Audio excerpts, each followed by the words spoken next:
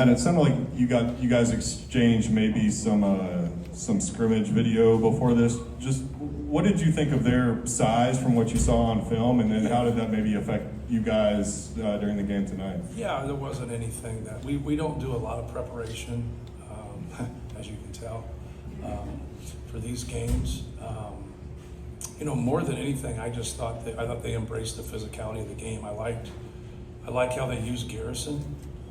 I like their 5 out there. Malachi's a guy that we recruited and put a lot of time into. He's got a promising future. But they have a good mix of athletes and then guys that can shoot. Those guys that came off the bench, I thought, Jasper Johnson, could have been the difference in the game, like made some big shots and made some big plays. But, I like what they do offensively. I think they're very similar to us in the fact that we got a lot of good shots today and didn't miss them. And that has to be a concern for them, right? When you look and you play hit and miss, and you're like, we really guarded them. I don't know about that. I don't think there was a lot of defense out there. I don't think either team is going to get compared to the 85 Bears right now. And it's just, you can't outscore people all the time, right? You got to have a good balance. And I think that's going to be an issue for both teams. I think both teams are pretty good offensively, but who can be better defensively, who can be better rebounding? And tonight it was them, especially rebounding. But I thought we did a good job of taking care of the ball. I thought we did a good job of getting good shots. We just didn't knock it down. But when we only turn it over 7 times, you need to steal some possessions there, but they only turn it over 9.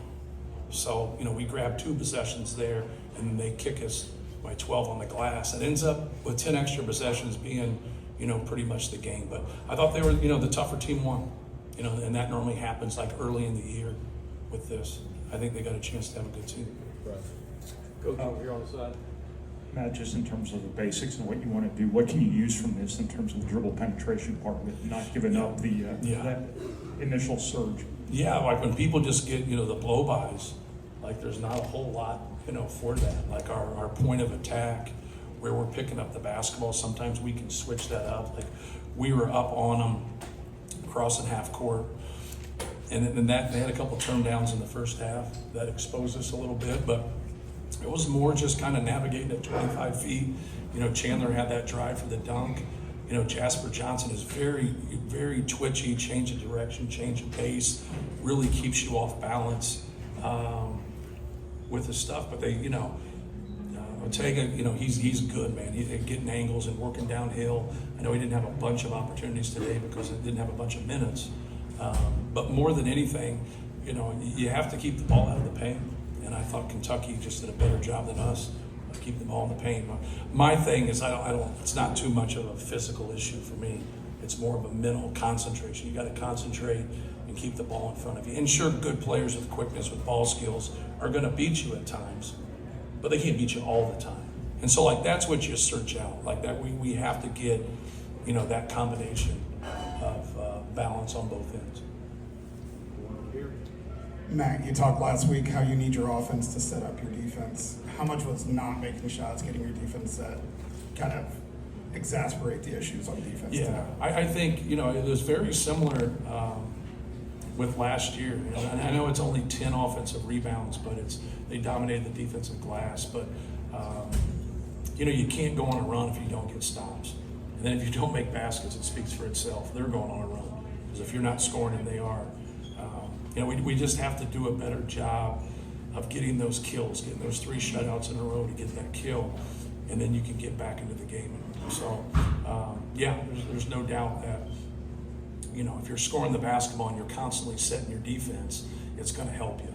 They do a good job of their kick-aheads offensively, and that's what we really wanted to stop. That's why we came out and took the ball and picked the ball up so they wouldn't get those kick-aheads, and they got it a couple times. But you can't stop kick-aheads when it's primary breaks, when it's 4-on-2, 4-on-3, 5-on-3, whatever. And then, they took advantage of those. If they would have made their free throws in that one stretch, I know they don't have a lot of misses, but those 4 misses, 3 of them are right in that same stretch. And I thought we came out in the second half and we had a little pop to us, but that dissolved quickly. Over here, Coach. Obviously, you were looking at a lot of different lineup combinations formations tonight. Anything you took out of the stretches where Braden and Omer were playing together, Yeah. and anything you took out of the stretches where Braden's out of the game and Omer's the one that's running things more. Right. It wasn't like that we tried it or we like, you look at their minutes, like from their starters, besides Aberdeen, you gotta remember Lowe's not playing. That's why he's playing more minutes there. If Lowe was here, Lowe would be playing. I don't know if he'd play as much as those, but he really just did balanced numbers. Like they walked us, and look at the guys that we played. Like our top three guys from last year played 28, 31, and 32. And Aberdeen's the only one that has high minutes because they have to, because they don't have Lowe. So like this could have been worse, right? They could have played those guys, and he was trying to get a lot of people in there. So for us, it's, I like these. This is the third year in a row we've went on the road to play a game like this. We've played Arkansas, we played Creighton, and we've lost them all. And I know it sounds crazy, but it's really helped us. And doesn't feel that way right now, but it's really helped us, because a lot of times in basketball you don't know early in the season your problems. You don't know your real problems, and we have real problems. I don't care where we're ranked. We have real problems, and I think that allows us to go back and practice. Eat our humble pie and try to get better so we can have a great season. Okay. How do you coach an incredible player like Braden Smith whenever he's having a little bit of an off game? Say the first part again, I'm sorry. How do you coach Braden Smith? He's an incredible player whenever he's having a little bit of an off night. Yeah, just be positive with him, and just, when you do good things in basketball and you don't get a good result, you got to be positive. And a lot of times people that watch games, if you don't understand the game, you just go off of the results. And you're like, well, what's wrong with them? Like offensively, I'm not worried about us offensively. We miss some shots, but defensively I am. And that's where he has to show better leadership along with our older guys and do a better job on the defensive end. But he's a great player. I wouldn't trade him for anybody in the country. He's won a lot of games for us. Coach, I'm curious, what attracted you to Malachi, and how did the player you saw tonight compare to the kid you recruited in high school? Yeah, we recruited him a lot, and then when we got big guys, we had to back up off him. Doesn't mean we would have got him, but I actually told those guys right as they got the job, like don't, like a lot of times in AAU, like this is structure, right? What we just, like that's structure. In AAU sometimes, not sometimes, a lot of times, like you're playing out of structure. Like they're not practicing a bunch, right? And so like sometimes for big guys, it's just harder sometimes to be consistent, So I told him right away, Foxy's one of my good friends. I said, man, take Malachi Moreno. He's going to be good. Then they go and see him, and then sometimes he'd be, I just promise you, like he's got a lot of substance. He's a good kid. He's long. He wants to be a player. Just too many good qualities. Like when you have character and you have talent and you're 7-1, just keep working with them, man. They're going to be great. Sometimes it's when they're going to be great, right? So like guys get ranked, they're McDonald's All-Americans, and then you're like, hey, like what the hell's his problem? He had 4 against Auburn.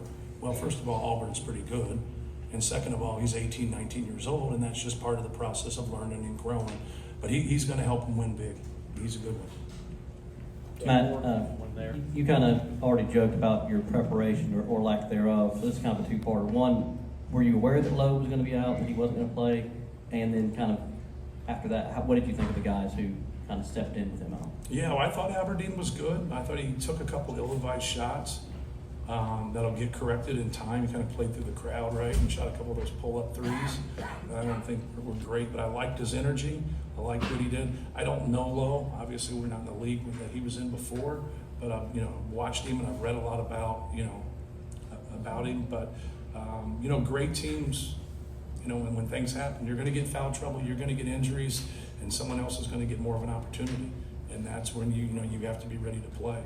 But from everything I've seen, he's going to be a good player. But that's the thing about being in a great program like Kentucky. Like next guy's up, and so.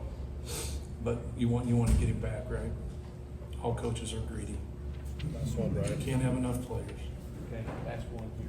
Matt, I'm not sure we'll see you play with Braden and Trey on the bench at the same time again this season. Can you just speak to the experimental value of games like this too, to try to kind of figure some different things out.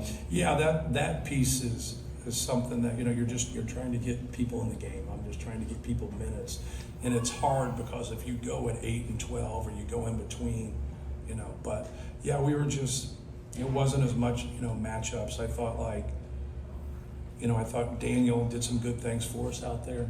I know Trey and Braden have played a lot together and done some things, but I thought, G did some good things. We got to do some better things on the defensive end, more than who's playing with who or who's getting there. But those guys have been great. Obviously they were both first team all league, for us last year. But we're trying to win our league. We're trying to go to a Final Four, and this was just the first step. And sometimes adversity can really help you, and hopefully this helps us.